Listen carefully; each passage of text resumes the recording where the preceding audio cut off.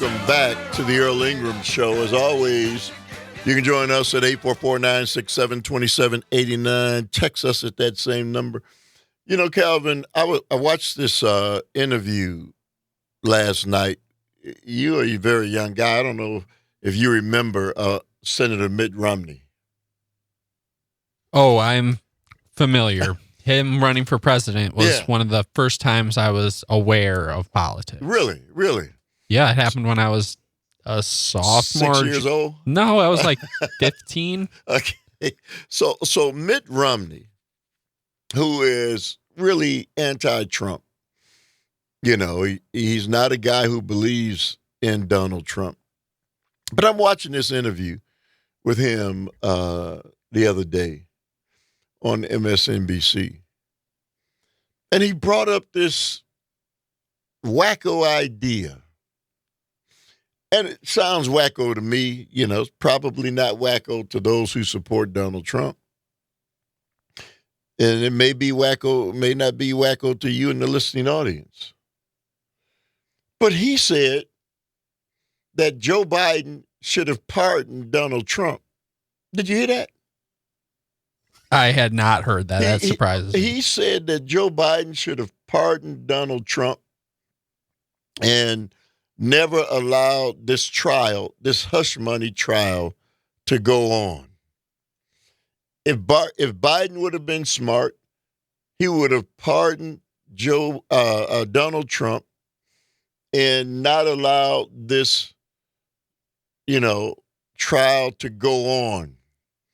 And at the root of it is because it's angered so many of the Trump supporters. This is what Mitt Romney was saying, and that by Joe Biden allowing this to go forward, we're going to get into how crazy this is. It's made it, it's amped up the MAGA supporters because, they believe that Donald Trump is being mistreated. Senator, and this is in today's USA Today, Senator Mitt Romney, a vocal critic of Donald Trump, argued that President Joe Biden should have pardoned Trump on his federal charges and kept the Manhattan hush money case from moving forward. And this was in a new interview. In an interview with MSNBC's The 11th Hour Wednesday, Romney said if he had been Biden, he would have immediately pardoned Trump when the Justice Department brought forth its criminal indictments against the former president. Trump is facing 2 federal cases for allegedly mishandling classified documents and trying to overturn the 2020 election. I'd have pardoned President Trump. Why? Well, because it makes me President Biden the big guy, the person I pardon a little guy, he said. What? This is 3 years ago almost at this point. I had this idea. There was a time where I would have agreed with Mitt Romney where optically I think Biden doing that would have made sense. But knowing what we know now and all the charges that have been brought against him, it's nonsense. Yeah, man, it's clearly nonsense. Here's the part of this that I'm never going to understand, and I know, I know the people who love Donald Trump, and, they're just going to follow him off a cliff. If that's what it takes, they're going to follow him off a cliff. But, man, a guy who breaks the law, you might as well say that then for everybody who breaks the law. I think to make one person special and above the law is ridiculous to me. Even if it is Donald Trump, And even if it is the fact that he's got, an army of people who support him, just because he's got an army of people who support him doesn't mean that the laws that he broke, he should get a pass on. I mean, to me, that's crazy thinking. 844-967-2789. That's absolutely crazy thinking. Well, and I guess at the root of it is, well, you wouldn't have irritated the throngs of people who support him if you pardon him. Now, that's number one. That's what Mitt Romney says. But, Joe Biden is the president of the United States, and he has no jurisdiction over the state laws that were broken. Donald Trump is not being tried on a state level. On a federal level. He's being tried on the state level. 844-967-2789 is the number. Trump is also facing a case in Georgia for allegedly trying to overturn the 2020 election, and one in New York for allegedly falsifying business records to cover up hush money payments. So let me ask you, for those who think that this would have been the proper way to handle it, on all these 91 different cases that he's up against, should they just pardon him for all of those because the throngs of people who support him don't think this is the right thing to do? Let's go to Don from Milwaukee. Good morning to you, Don. How you doing? Pretty good, Earl. Quick comment. You know why this Romney says this? Because he's afraid. He wants. They want to keep the public.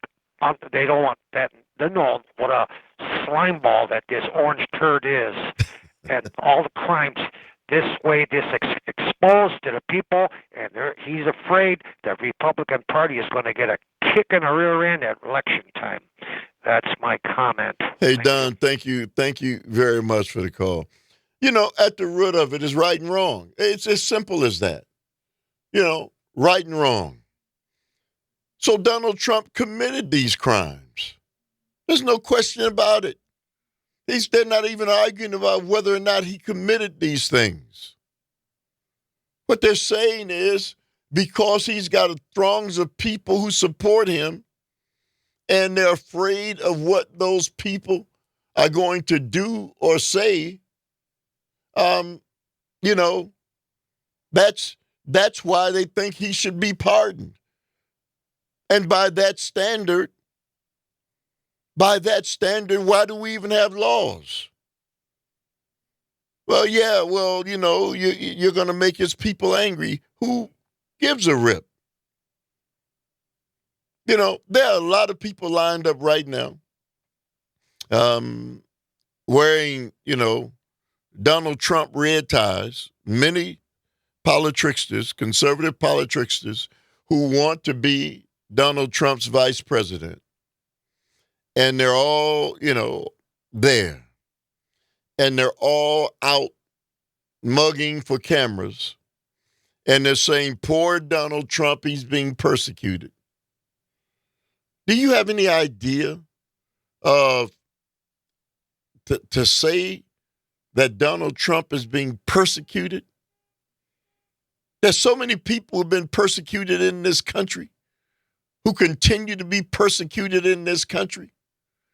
And to use that verbiage for Donald Trump is, I think people apparently don't understand what persecution stands for, the definition of it. No way is Donald Trump being persecuted. Donald Trump has been able to mobilize people unlike probably many people publicly in this nation's history. And they're going to follow him. It doesn't matter. They're going to continue to follow him even if he loses, they're going to follow him. How do we improve our nation? By acquiescing to things that aren't right. I don't know how that's even possible. But we're on the precipice of that. Acquiescing to people who are angry because the person, their guy, is being exposed for what people have always known he was from the beginning. That's not persecution. When you commit the crimes and you break the law, that's not being persecuted. If you didn't commit a crime and you are being charged with a crime that you didn't commit, that now you're being persecuted. Maybe, the definition of the word persecution has been changed and swapped out, just like, the verbiage of woke. They changed the definition of those words. But Donald Trump clearly is not being persecuted. 844-967-2789. And Mitt Romney is 100% in error. 844-967-2789 is the number. You're tuned into the Earl Ingram Show.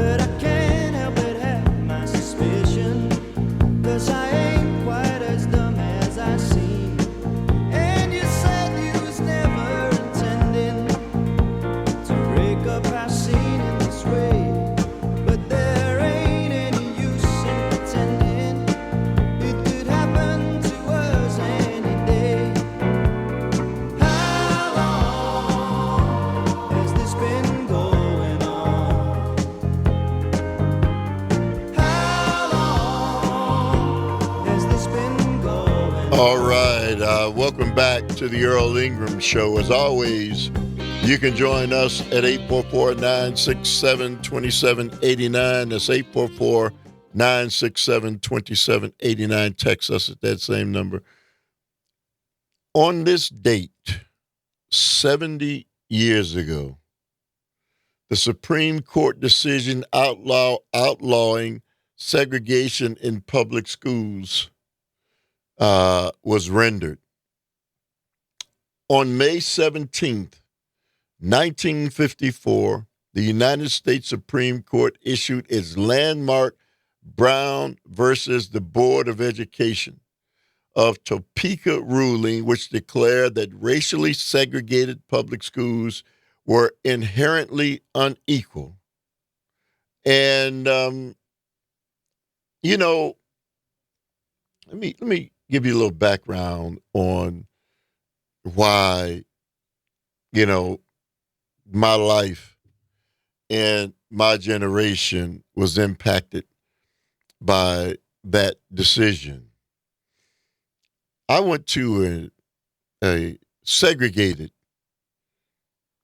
grade school. I lived in a segregated community, as so many of us did back in those days.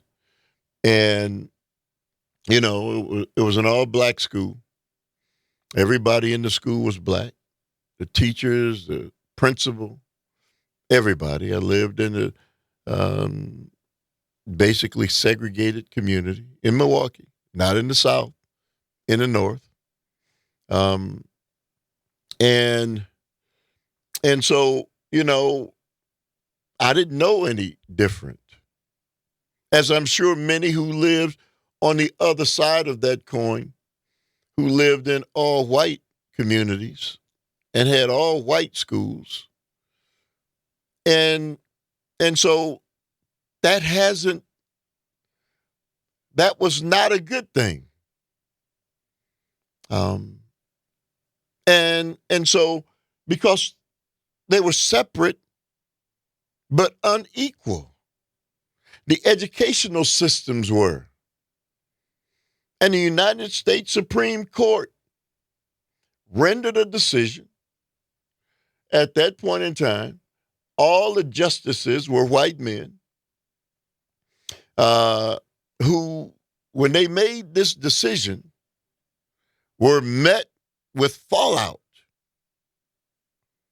It took a lot of courage for those justices, and let me give you their names: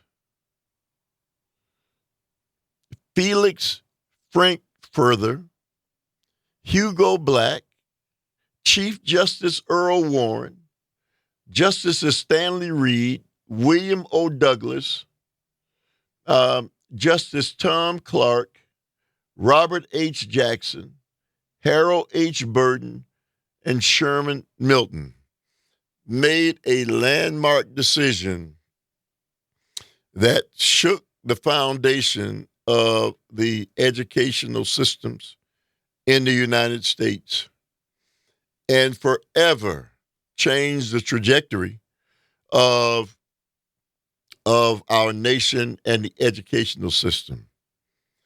So, again, as a young boy, I was, locked into, like many others, a reality that only included people of color.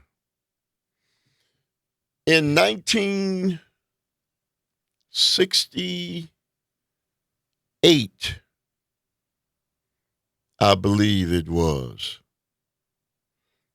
a decision was rendered that opened up,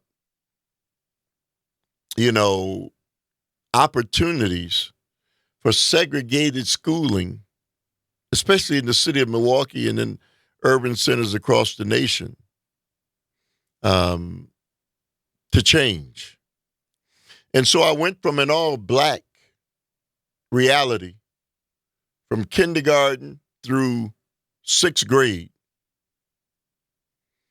By the time the seventh grade rolled around for me, I went to a 99% white school and white reality. Now, try to envision that. Everything was all black for me from kindergarten through sixth grade.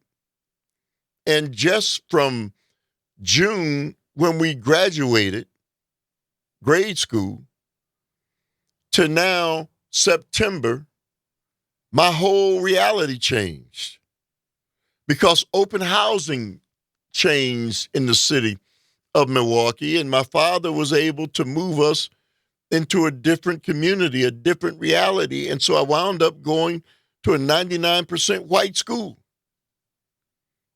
One of a few blacks who at that point in time got to see a different segment of the world, a different segment of society. And let me tell you why that was important to me in my life and my development as a human being. Not just development as a black young boy, but my development as a human being. I got to see a different side of life that those before me never got a chance to see. The high school I graduated from, 96% white, and Jewish. A black kid from an all-black reality now who was put into a completely different segment and a different reality. 844-967-2789 is the number. I'm going to continue this conversation on the other side because it coincides again with Brown versus the Board of Education and where we are today, 70 years later. 844-967-2789 is the number. You're tuned into the Earl Ingram Show.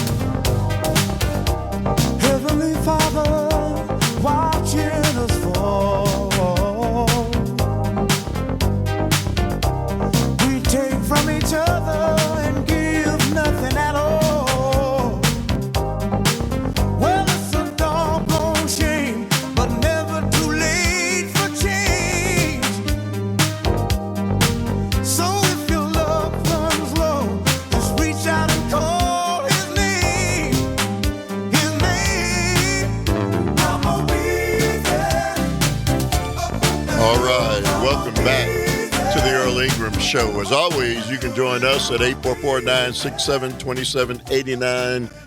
844-967-2789. Text us at that same number. 70 years ago today, Brown versus the Board of Education decision was rendered by the United States Supreme Court. And so, Brown versus the Board of Education of Topeka was a landmark 1954 Supreme Court case in which the justices ruled unanimously that racial segregation of children in public schools was unconstitutional.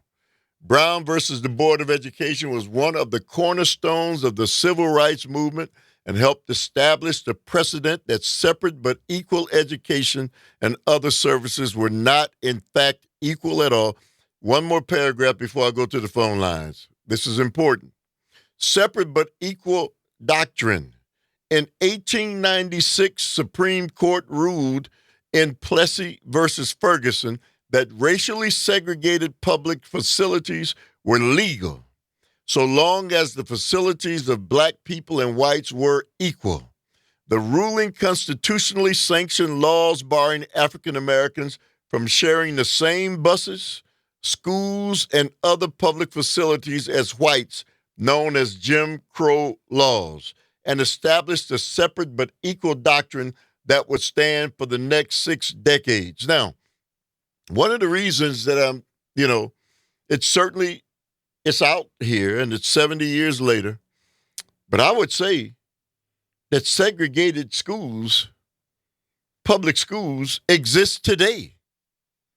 Clearly in Milwaukee public schools and other urban schools across this nation, these schools are segregated.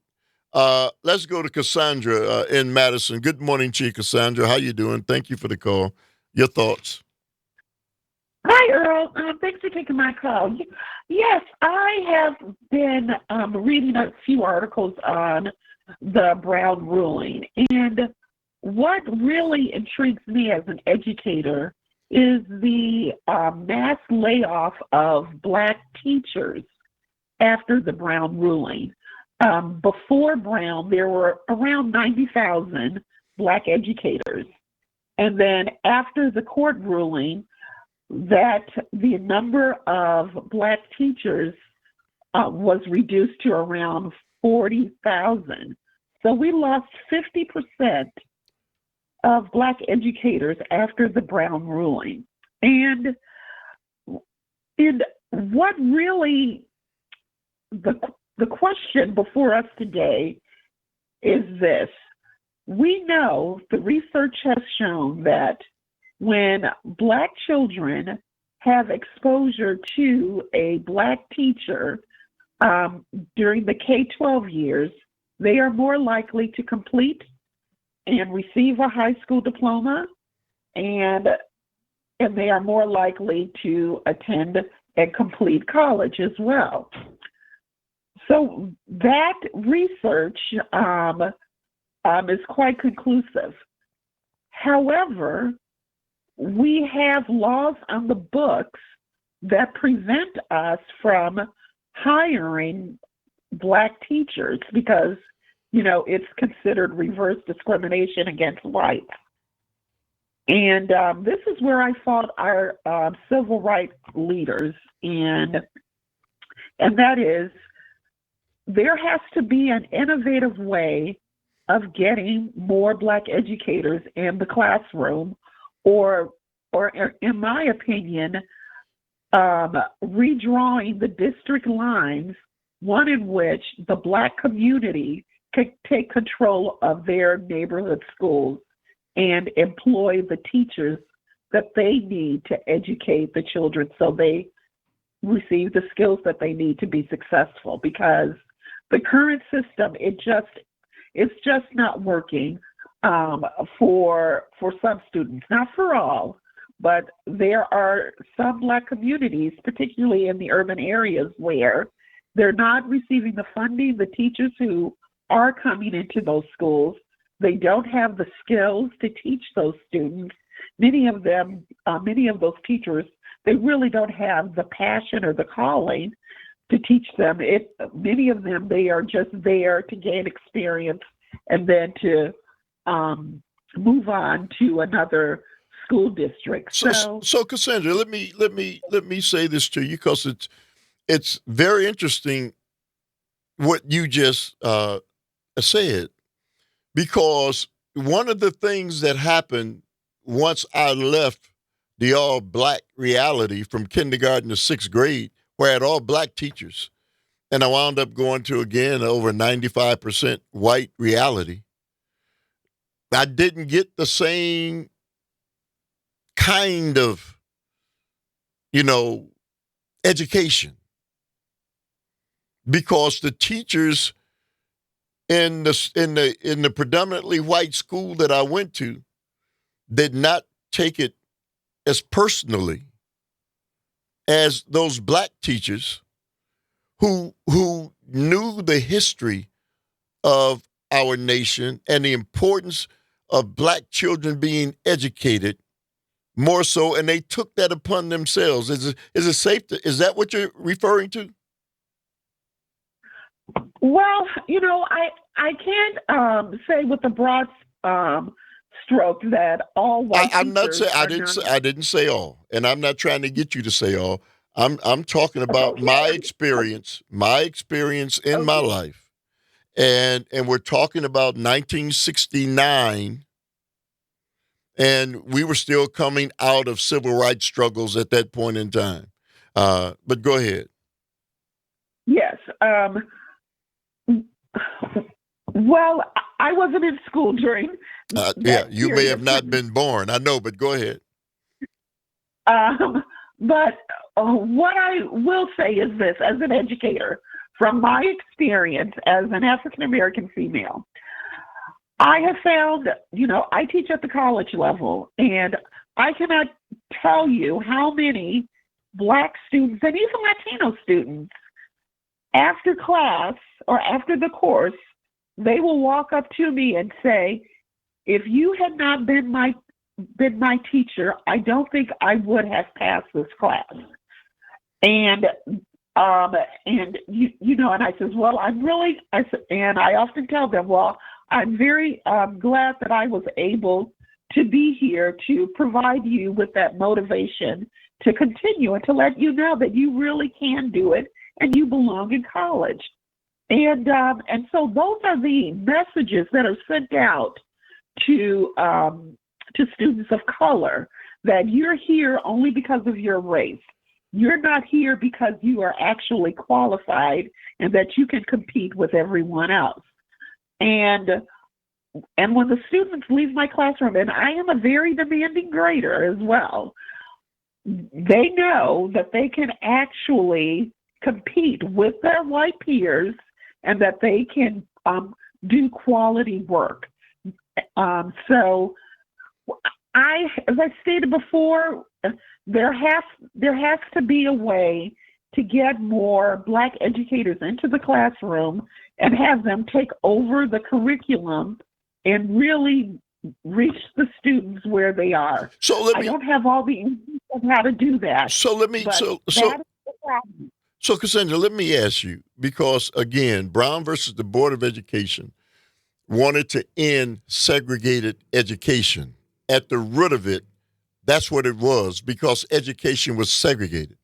And now, you know,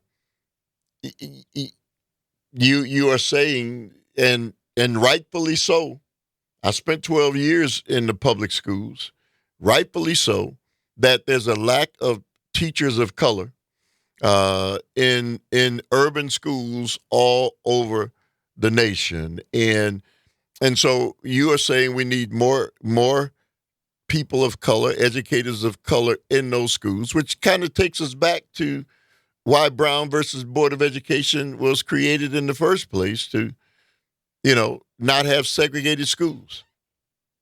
Well, you know what, Earl? Here is what I want to challenge you, and perhaps other callers can pick up on this.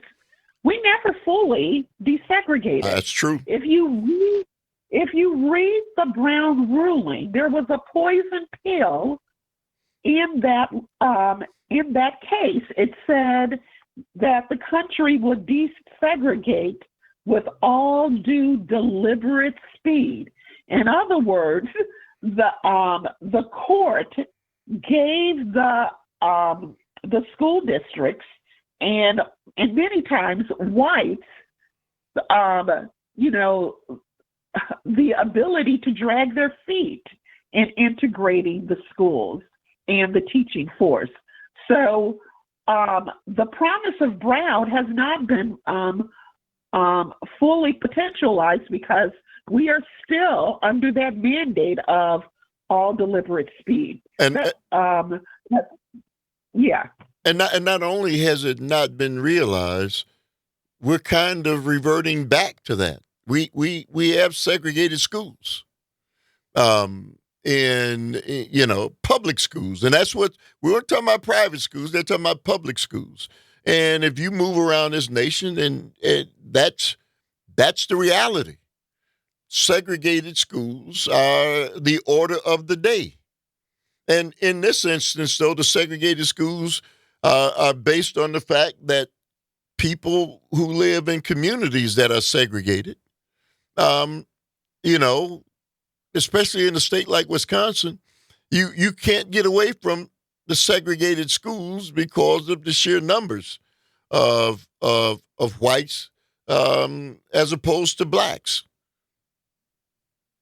True. And you know what, Earl, what I find really interesting, I don't know if you read this report about the state of Louisiana.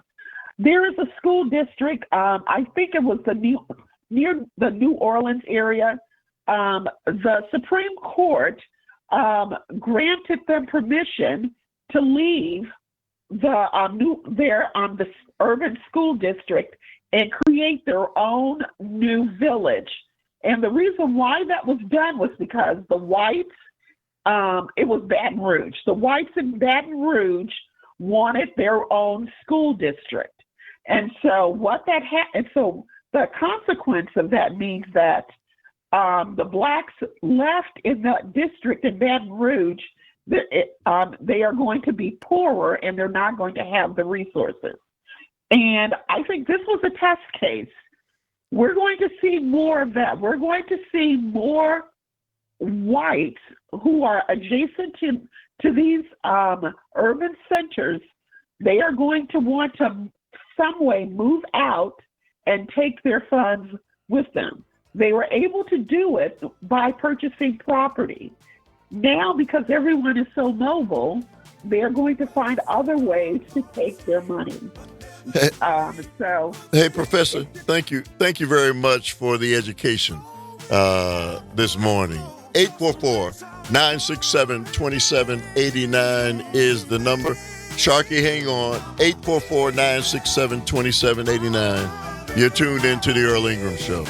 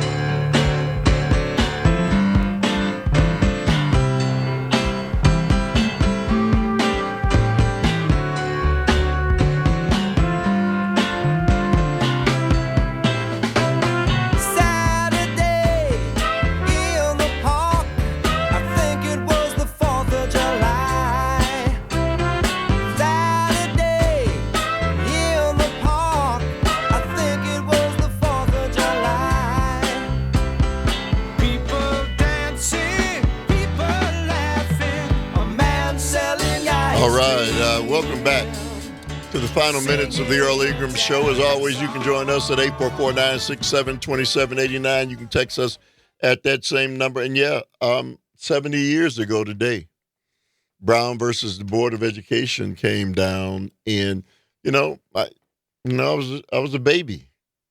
I was born in 1954, and actually, I was not yet born because it was May 17th. I was born June 21st when this decision came down. But I will honestly tell you, I wouldn't change my experience for anything in the world.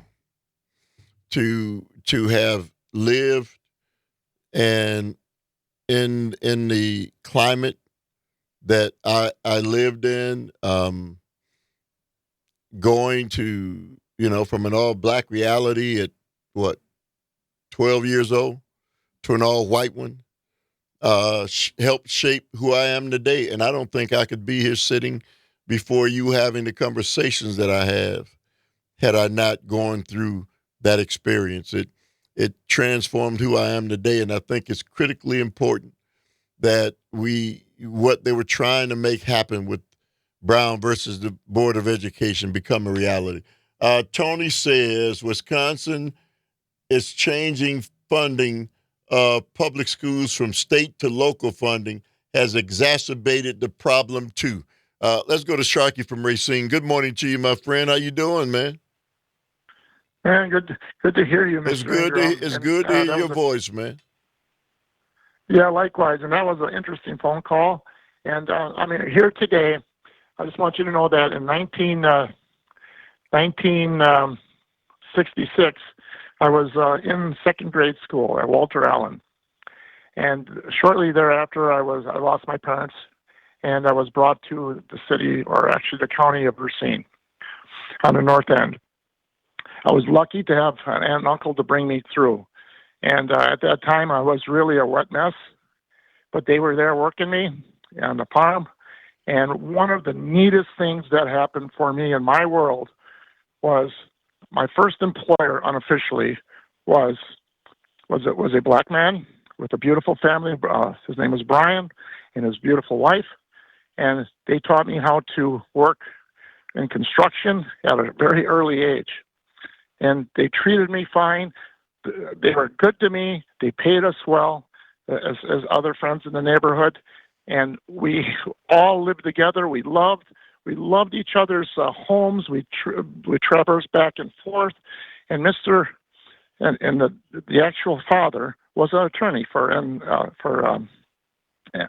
NAACP, and I learned a lot from him.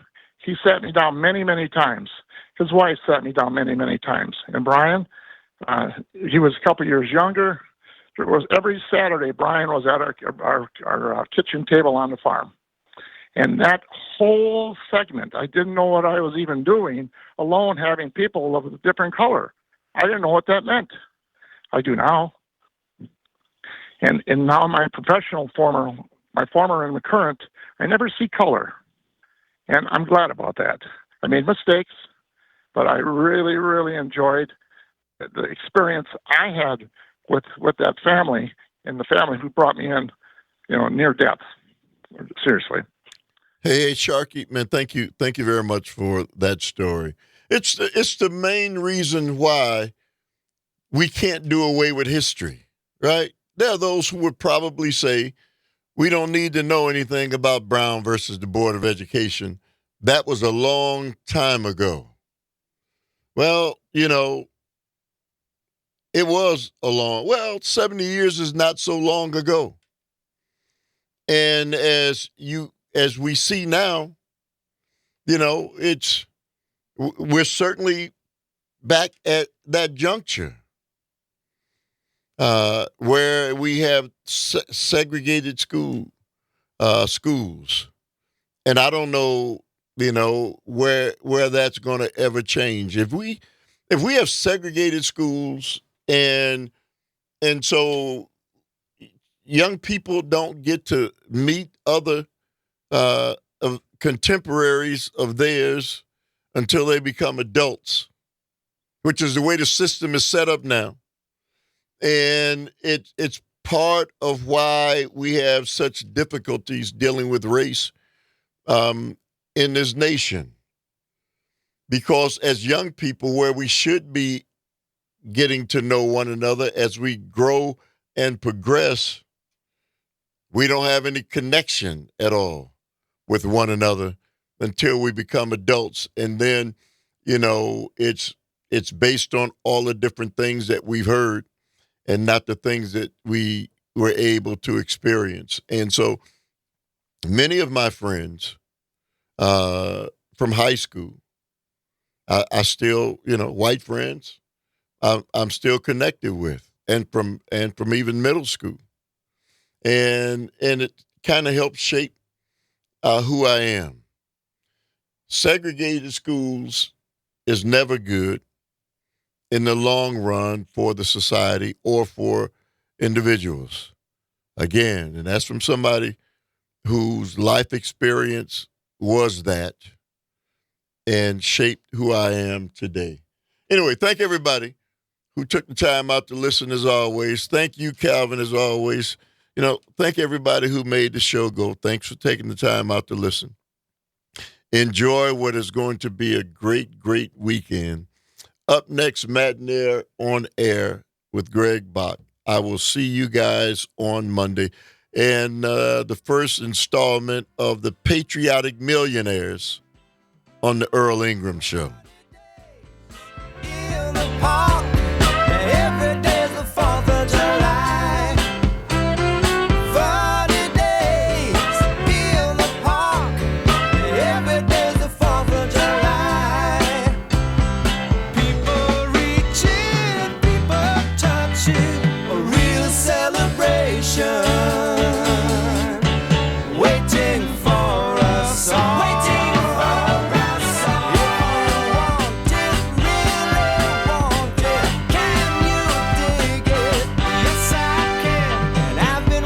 Such a long time.